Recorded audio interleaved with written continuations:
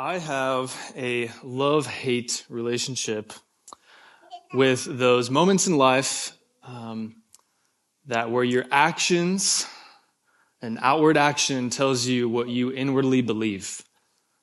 It tells you inwardly who you truly are. I love these moments because it tells you the truth, and I hate these moments because it tells you the truth.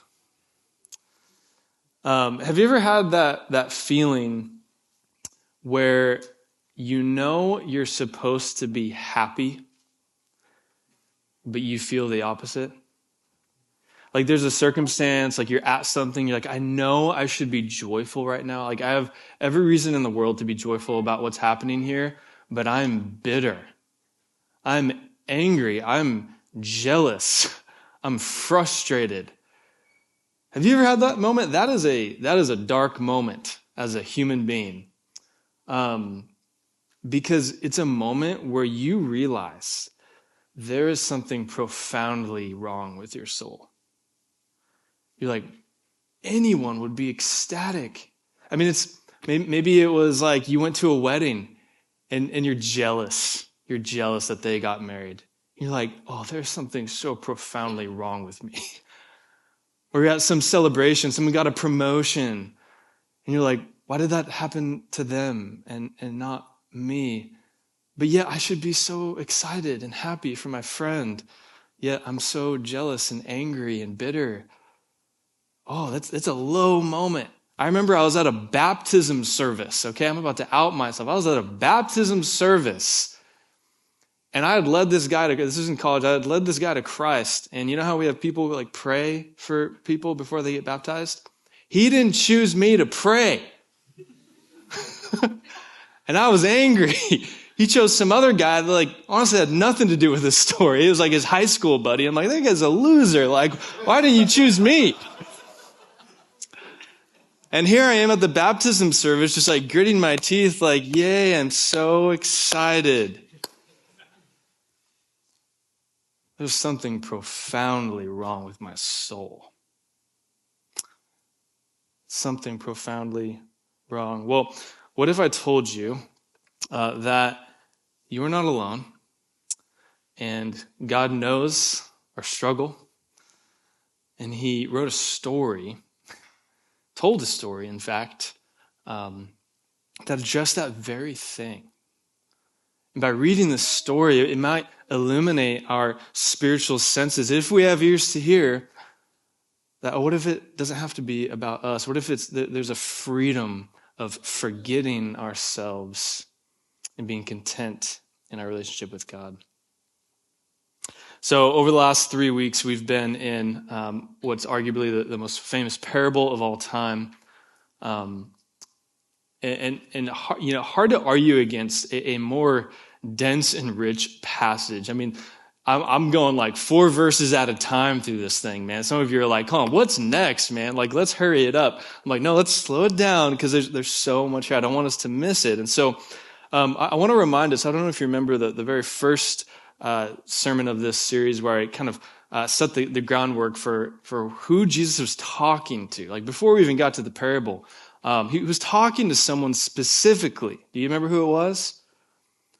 It was the Pharisees. He wasn't necessarily telling this story to the tax collectors and the ones on the fringes of society. No, it was the so-called clean guys, the pure guys, the religious guys, and that's who this story is told to primarily. And that's important because tonight we're going to be talking about the older brother. The other prodigal son. Did you catch that? Not just one prodigal son here, but there are 2. And I might, like, dare I say, this prodigal is about the older son, primarily, because of who Jesus was talking to. So strap in. We're going to lock the doors. You can't leave. Okay, I'm just joking. No one is safe here. Jesus does not allow anyone to get off scot-free from this. So here we go. Verse 25 in chapter 15 in the book of Luke says this. Now his older son was in the field, And as he came and drew near to the house, he heard music and dancing. So right away, we see this brother, he's working. He's got dirt on his brow. He's working in the fields. And feel this with me. He hears the celebration. And I think it's just interesting, like in the middle of like working, right? So here's his little twerp little brother coming back from partying too much, drinking too much. And here he is, tilling the ground or whatever he's doing, shoveling dung, I don't know. Like the contrast there, right? Kind of sets the stage here. I mean, I can't imagine him, like tilling the ground, like hearing the celebration, just being like, oh yeah, I feel so sorry for you, little bro, that like, you just squandered all the wealth and just partied a little too hard while I'm here busting my butt, actually working. So already you feel the tension here of the text. In verse 26, he says this. It says this, now his older son, that's 25. And he called one of the servants and asked what these things meant. Interesting. So hopefully this isn't too much conjecture here. But isn't it interesting that he doesn't go directly to the scene? He doesn't go directly to his dad. He gets like his other buddy, the servant, and say, hey, what's going on here? It's almost as if it's like gossip. It's almost as if it's maybe revealing that he is already angry and he doesn't trust his dad. I mean, imagine like a son who really trusts his dad, isn't skeptical at all. I would imagine he would go straight to his father. Instead, no, he goes maybe behind his back, tries to find out what's going on. And then 27 and 28, kind of the main chunk for this evening. And his servant said to him, your brother has come, and your father has killed the fattened calf, because he has received him back safe and sound. But he was angry and refused to go in. His father came out and entreated him. And yes, that is where we're stopping tonight. So, again, what's happening here? Paint the picture. The older son, what's he doing in this scene? He is making a scene. He's making his own scene. He's drawing some attention to himself. While the party is going on over here, he's throwing himself a pity party. Have you ever seen a kid in public make a scene? It's quite the sight. Some of you parents are like, dear God, like those moments, I just want to die. Like, ever been on an airplane and a kid is making a scene? Like, you're trapped. You can't go anywhere. I was at a Beaver football game recently and walking around with Van and like, thousands of people were walking out and like this girl was just like absolutely crashing out on her dad, like full on meltdown mode. And like everyone's looking around. And at some point, like he like picks her up like horizontal, like that carry. And I'm like, that's how you know it's bad. You do the horizontal carry. Like, yeah, we're getting out of here. I'm going to just use my dad's strength here. And I felt so, I was like, bro, I feel your pain right now. Like your kid is making a scene publicly. And like, as a dad, like as a parent, that can be like embarrassing sometimes. You're like, oh, I'm so sorry. My kid's freaking out. The older son's making a scene. So it's his turn to make, it's his turn to embarrass his father. Interesting. Both sons do that. And says he refuses to go into the party whole. He's pouting. The ultimate pity party. I mean, did you ever have that moment growing up where you were just mad and angry about something? Maybe you're like on the family vacation and like your family's doing something really fun and you're just like, you know what? No, I'm just going to stay in the car. I'm just going to stay in the car. You guys can go do the thing. I'm just going to lock myself in the car. And your parents are like, fine, yeah, go for it. I mean, this still sticks, guys. This still happens.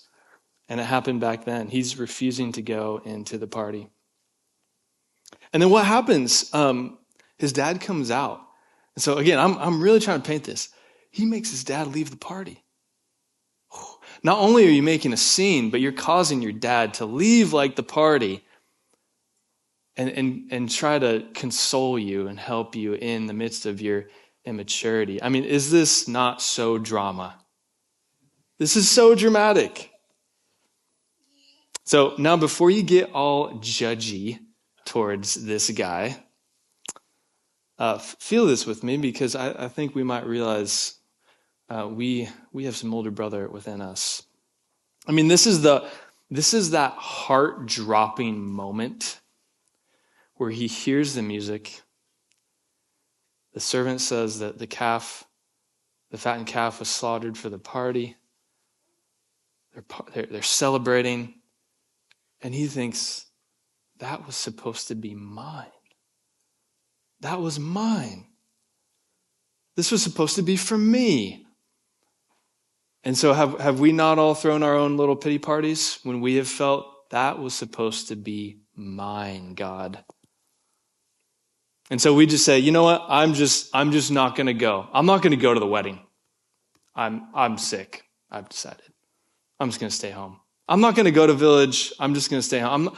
I'm not going to go. I'm not going to go to conference. I'm just going to stay home. I'm not going to.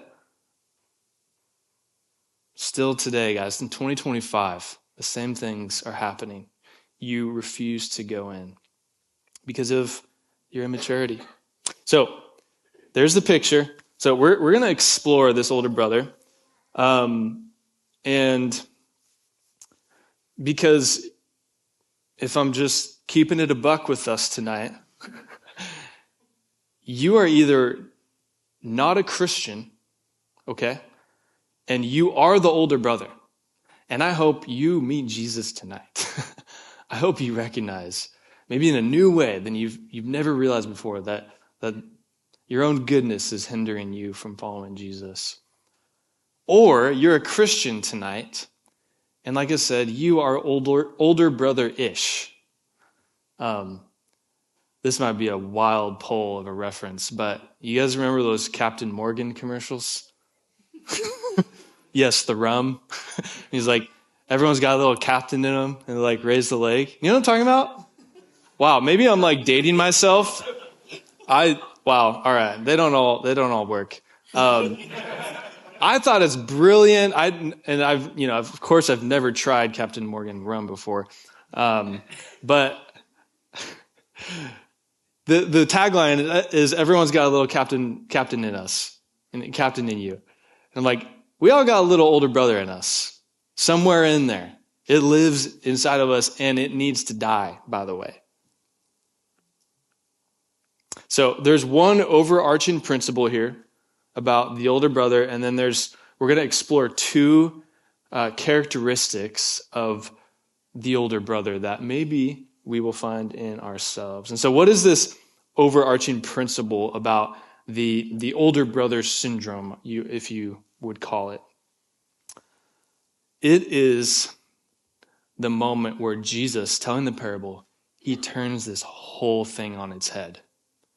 This is where this story goes from good to great. The young son gets all the praise, gets all the publicity. No, this is crazy. Because many people think there is only one lost son. No, there are two lost sons. There are two. And so the principle that we're going to explore is this: proximity to God doesn't always mean intimacy with God. Just because you go to church, just because you're around God, just because you happen to live on property, does not mean you have intimacy with the Father. The painful irony here, guys, do you see it, is that the older brother was physically at home, but his heart was a spiritual runaway.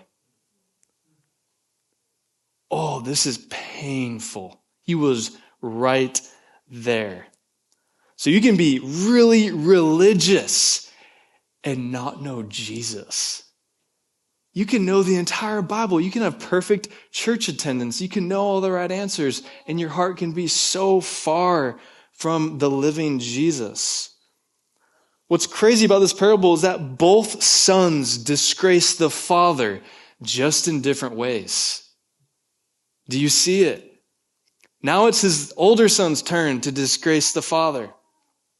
So for us, like rebellion against God, we often think of like carnal sin. You know what I mean by carnal sin?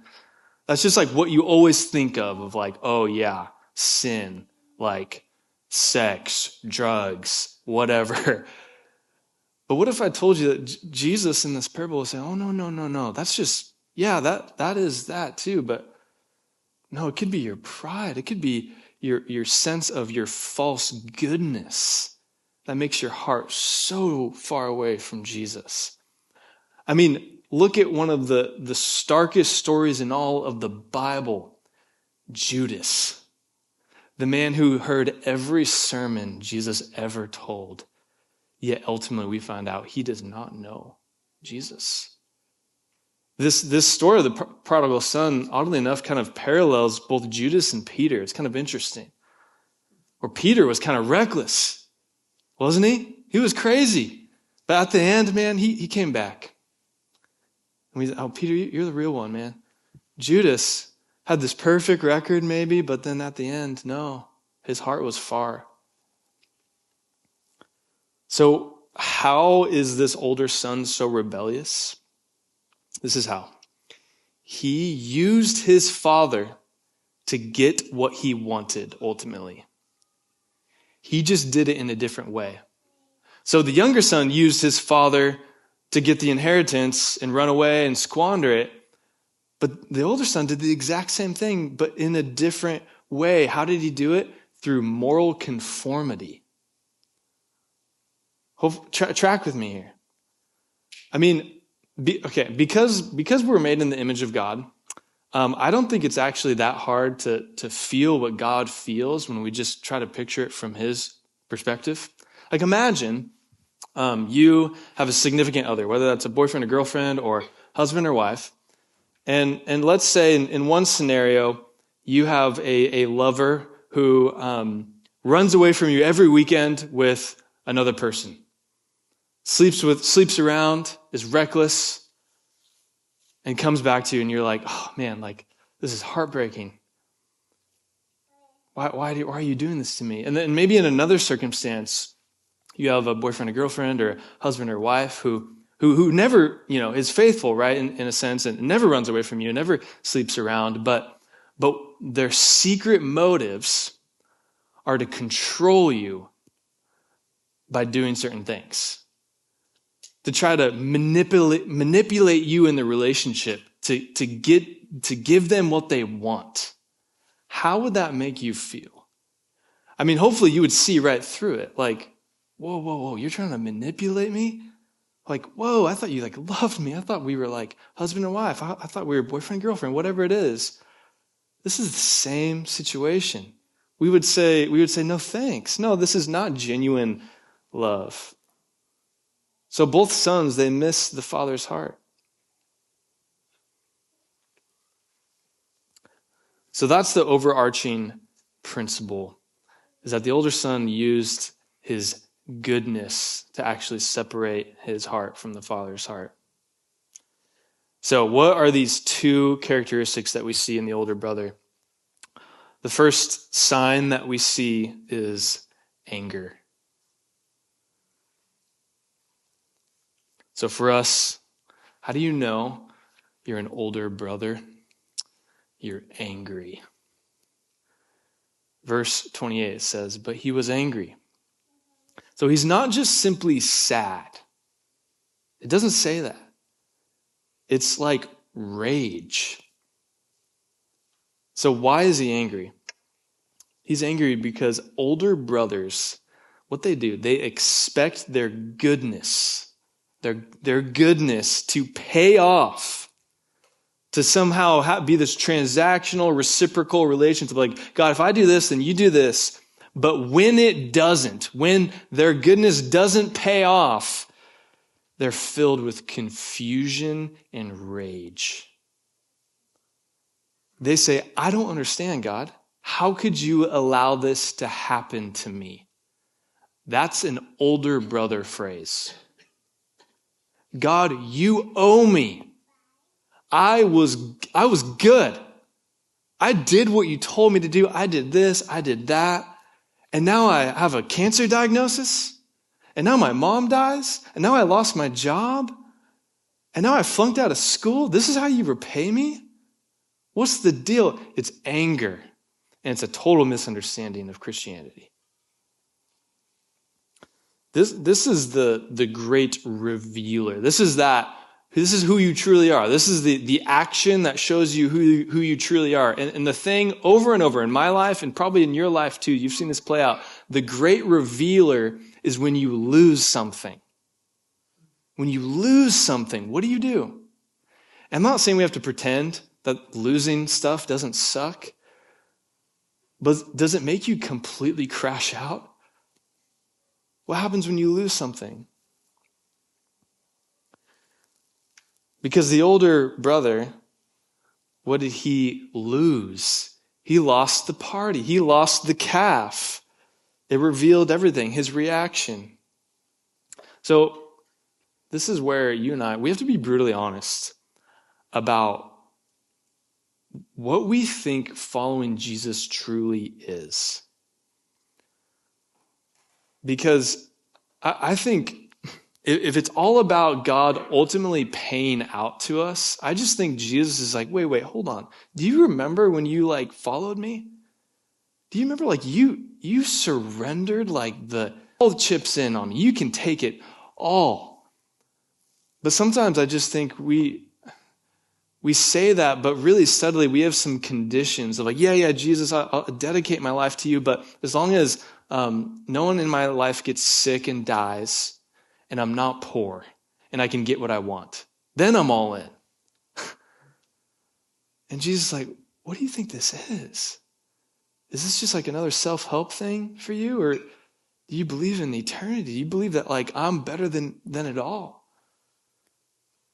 One of my favorite stories is a story about a song that maybe many of you are familiar with. It's a song called How He Loves Us, and it was originally written by a man named John Mark McMillan, a Christian artist, later on popularized by David Crowder. And there's a story behind the song that is so compelling to me. And essentially the story goes like this, where John Mark McMillan is at a prayer meeting with his best friend Steve in their church. And in this prayer meeting, just kind of spontaneously, Steve, his best friend, prays a prayer. And the prayer is this: Lord, if you would shake the next generation, and talking about revival, shake them alive, the next generation. If you would do that, I would give my life for that. That was his prayer. Which, people maybe pray stuff like that all the time, and people just don't really think about it. I don't know how they reacted in the moment. But no joke, if you know the story, that night, Steve dies in a car accident. And his best friend, John Mark McMillan, is beside himself. He cannot believe it. I mean, it's this moment where at least the first part of that prayer, God's like, okay, bet. Okay. And so if they're like, okay, God, if you're going to take his life, we expect you to uphold this other part of this prayer, that revival would happen in the next generation. And 3 years pass by and nothing seems to happen. And John Mark McMillan is frustrated. He's so angry at God. It seems like people have forgotten his best friend, Steve.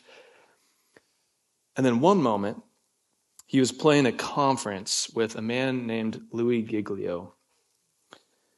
And John Mark was playing a song, and Louis said, let's sing that song in a stadium. And the song he was referencing was How He Loves Us, and the stadium was referencing something called Passion Conference, which, if you're familiar, is probably the largest Christian conference in the world, especially for young people, college students. And so he sings this song at Passion. Thousands and thousands and thousands hear this song. And as John Mark is hearing this from Louis, he said in that moment, he realized the morning after Steve died, John Mark wrote that song. He wrote the song. And all of a sudden, this song, I mean, if you were around in, '05 and probably to 15, I mean, that song ruled the Christian world. I mean, you don't hear it very often anymore, but it still hits. I was crying to it earlier today. He's like, I didn't even write this to be a worship song. This was like me mourning my friend's death. And it's just this moment where he surrendered his life to Jesus, and Jesus said, okay. Our life is not about comfort. It's not about our life. It's about his purposes, his glory. What are we in this for? I mean, for me, as a pastor, as a church planter, I mean, I had this quarter life crisis moment when we planted here in Corvallis in 21. I was in my head. I had put God into my debt. I wouldn't have said that, but I said, hey, God, I've church planted 2 times now. Not once, not twice. And so this better go well. This better be awesome. And I don't know if you were around our first year. Some of you were there. God help us. Thank you that it's a miracle that you're still here. It was a hard go. It was at the end of COVID. It was just a wild time. And I was like, God, what are you doing? And in that moment, God just said, hey, what are you in this for? You think I owe you a certain version of success that you played into your head? What are you in this for? Resonate, what are you in this for? My son Van is in the why stage. As a parent, you know what I'm talking about. He asks why about everything. Yesterday, he's like, Dad, why is that tree there? I'm like, I don't know. Someone must have planted it. Why did they plant it? I don't know. Maybe they wanted shade. Why did they want shade? I don't know. They were hot, okay? Ultimately, it ends with God created everything for his glory. That's how it all ends. I'm like, Van, you have to understand the theological weight behind this question. And I would say that's a great question to ask. Why? Why, Resonate? Why are you following Jesus? Follow that. Second sign we see in the older brother is just a blatant immaturity. I'm going to flesh this out because I know that's a general term. But verse 28, you really see it. He refused to go in. Crossed his arms. I'm not going in. Nope, I'm not going to go. What is immaturity? Well, immaturity is the reason why you see that in someone's reaction is it always is connected to identity and value. It's when someone is so sensitive, they're so fragile, they're so easily irritated, easily shattered. It's because they don't have their identity and worth rooted in how God thinks of them. So they're like a child, even if they're an adult. It's an inability to handle suffering and hard things. And I'm not saying it shouldn't make you sad, but hard things shatter you. They crumble you to the pieces because your life is not built on an identity that can withstand. I was thinking about, you see this immaturity, this refusal happen all the time in sports. I don't know if you catch this, but what will happen is an athlete will get hurt. And so subsequently their performance goes down. And I don't know all the details, but I would wager most times when I see this happen, they forfeit. They say, I can't perform. I can't do this. But really, they just don't want to look bad.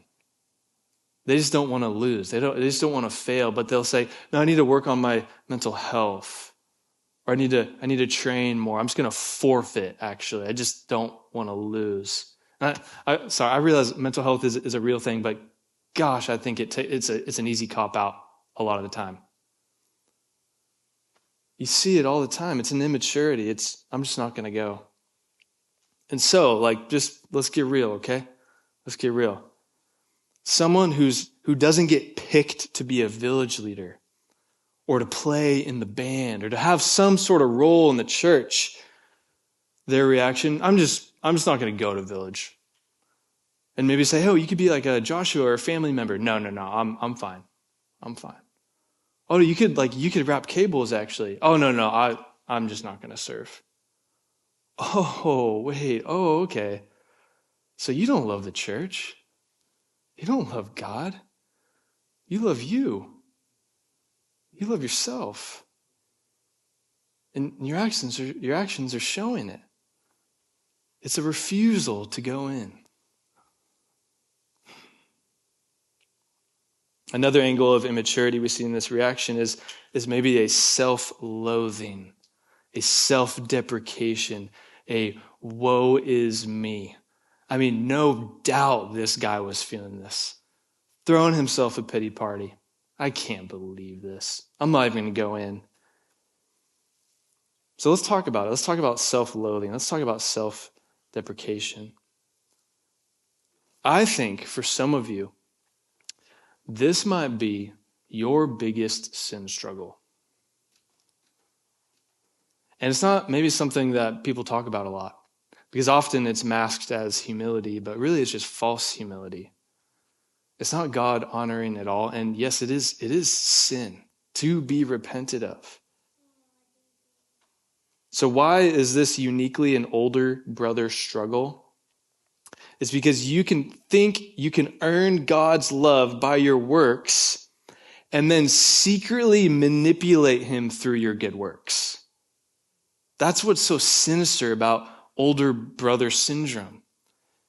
Is yes, you may be doing good works, but your motive. If you want to know how truly sinful you are, just take a deep dive into your motives. Have fun with that. Your motives are so you can manipulate God. God, I've been good. Look at all this. So give me what I want.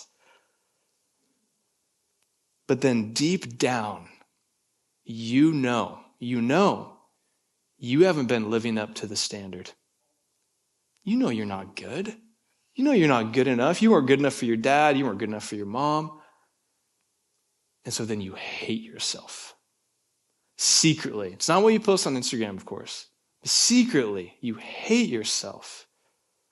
And God help us, you cut yourself, or you ideate about suicide, or you think about self-destruction. And you would never tell the soul.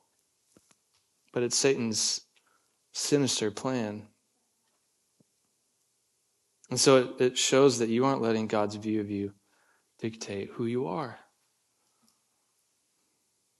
Are you the older brother?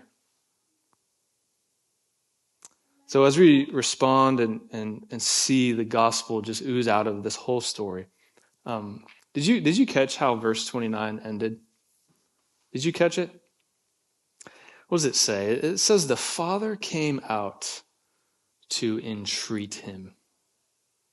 What does entreat mean? It means to earnestly interact with affection.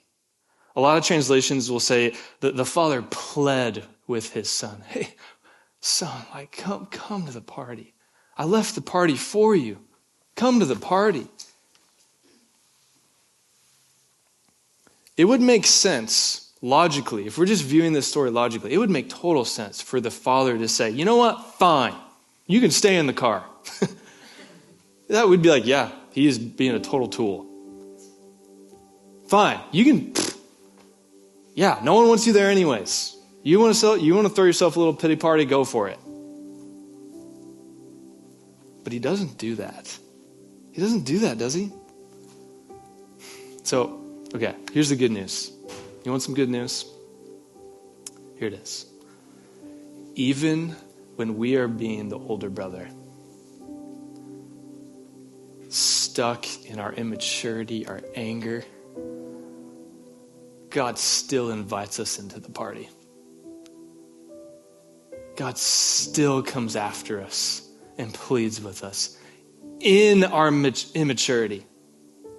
Oh, wow, what is that reminiscent of? Romans 5, while we were still sinners, Christ died for us. Do you see the gospel? Even in this small little verse, we're still invited. Not when we're acting who we should be, but in our rebellion, when we're the most unlovely person, our Father kneels down on a knee and says, hey, the party's still here. Come party with us. Come be with us. Why was the older brother so mad? It's because of what the father did. He laid down the cost of the calf and the party for the younger son. And I could just imagine the father being like, you're mad about the cost of this party? Son, don't you know, like, I love you. I'll do anything for you. And like, maybe for us, like if we're mad at God for giving someone else something, or we're bitter, or we're angry, or we're immature, and he's like, you want to talk about costs? Like, I can just imagine him looking at the cross being like, you cost my son. You cost me everything. I didn't hold back when it came to you. What are you talking about, cost? I already showed you. I laid it all down for you. And that's where we see the cross in this text. And so, Resonate, you're invited to the party. And so as we respond, I want us just, this story, this parable really mimics a parable that we looked at earlier in the summer, and that's the parable of the wedding banquet. It's just a beautiful picture, right, of like people from the street showing up, and they're just like, I'm not supposed to be here. I'm just happy to be here, man. This is way above me. I cannot believe I'm here. And that's like a gospel response. Like, I can't believe I'm a Christian. I cannot believe I get to be here. This is incredible. I can't believe my little brother's home. Oh, I'm going to go party. Because it's a miracle that I'm even here. Oh, that's the response. And if you're not there yet, like, pray, God, make my heart soft to have that response. Make my heart soft. I'll end with a quick story. When I was a sophomore in college, we had an associate pastor in Resonate who was like kind of a celebrity. He was like a magician. And so he wasn't really famous in that way in Washington, but like in the South and other parts of the world, he was like pretty famous. And one time he invited me on a trip. He was single at the time, and to fly down to Texas and to be a part of one of his conferences and shows to do magic. I mean, this is like thousands and thousands of people. I'm like, yeah, sure, great. I'm a sophomore, man. I'm just like a little twerp, I'd only been going to Resonate for like a year. I'm like, wow, you invited me? Okay, cool. So I show up, and I still remember, it was so cool, so thrilling. He invited me. He wanted me to help him with a magic trick. And I'm like, oh, I'm in. Tell me what to do. And he's like, okay. So like there's this huge, like imagine like these drapes, but like way, way tall, like huge drapes, right? And he had this thing where I was going to be behind the drapes, helping him do something that the rest of the people couldn't see. And so it was awesome. And also a lot of pressure. I was like, Colin, don't screw this up. And I was able to do it. And then like leaving that trip, I was like, that is so funny. Like, I am literally behind the scenes. Like, no one even knows me. No one even cares to know me. Like, hanging around with him, like, it's like that moment when, like, someone, they're clearly wanting to talk to someone you're with, and they look at you, but then they don't ask you anything. Like, that was, like, the whole trip. Like, but I was, like, fine with it. I was like, I'm just happy to be here, man. I don't belong here. This guy's like a celebrity. I'm just like, this is awesome. I'm just along for the ride. I cannot believe I'm here. You want me behind the scenes? Oh, sign me up. This is awesome. And gosh, isn't that the gospel response? That he chose you when we deserved hell and nothing but separation, and he chose us. Oh, I'm just happy to be here. So let's pray to that end.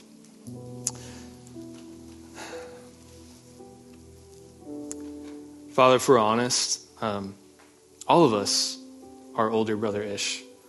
All of us have something in us that is angry something in us that is bitter, that is frustrated, that just refuses to enter into the party. And like the only remedy to melt our hard, cold hearts is the warmth of the gospel. It's the warmth and the fire of your love for us, Lord, that we don't deserve anything. We don't deserve to be at the party. We don't deserve to be a son or a daughter of you. And like, it's just utter grace that we're even in the building tonight. And so would we apply this story to our life right now and just see you work and break our hard hearts tonight, God? I pray this in Jesus' name. Amen.